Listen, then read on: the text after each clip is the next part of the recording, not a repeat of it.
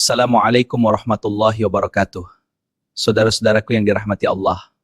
Hari ini mari kita renungkan bersama, kenapa kehidupan kita sekarang terasa semakin individualis. Dulu, di kampung atau lingkungan tradisional, orang hidup berkelompok, gotong royong membangun rumah, saling bantu saat panen, tetangga datang tanpa diundang saat ada hajat. Tapi sekarang, banyak yang lebih nyaman sendirian di kamar dengan gadget, makan sendiri sambil scroll HP, bahkan bertetangga pun jarang saling sapa. Pertama, ingat fitrah manusia diciptakan Allah sebagai makhluk sosial.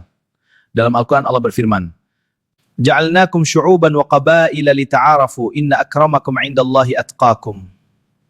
Dan kami jadikan kamu berbangsa-bangsa dan bersuku-suku supaya kamu saling mengenal.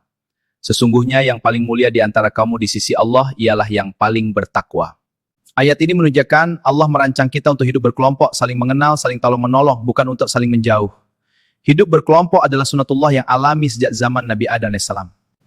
Karena manusia lemah jika sendiri, butuh kerjasama untuk bertahan hidup, melindungi diri, dan mengembangkan peradaban. Kedua, kenapa sekarang banyak individualis? Ini bukan karena manusia tiba-tiba berubah fitrah, tapi karena pengaruh zaman modern yang sangat kuat. Kemajuan teknologi dan media sosial, kita bisa kerja, belanja, belajar, bahkan pamatan tanpa mau orang secara langsung. Akibatnya interaksi tatap muka berkurang, hati pun semakin terbiasa sendiri. Kesibukan dan gaya hidup kota. Kerja dari pagi sampai ke malam, target karir kompetisi ketat. Waktu untuk silaturahmi, arisan, tak sekadar ngobrol dan tetangga jadi terasa mengganggu produktivitas. Globalisasi dan budaya barat, konsumerisme mengajarkan yang penting aku bahagia, kebebasan pribadi nomor 1. Lambat laun nilai gotong royong dan kebersamaan terkikis diganti prioritas diri sendiri. Pertumbuhan ekonomi, semakin makmur secara materi, orang merasa bisa mandiri, tidak lagi bergantung pada orang lain seperti dulu. Hasilnya, kita merasa nyaman sendirian, tapi sebenarnya hati kosong.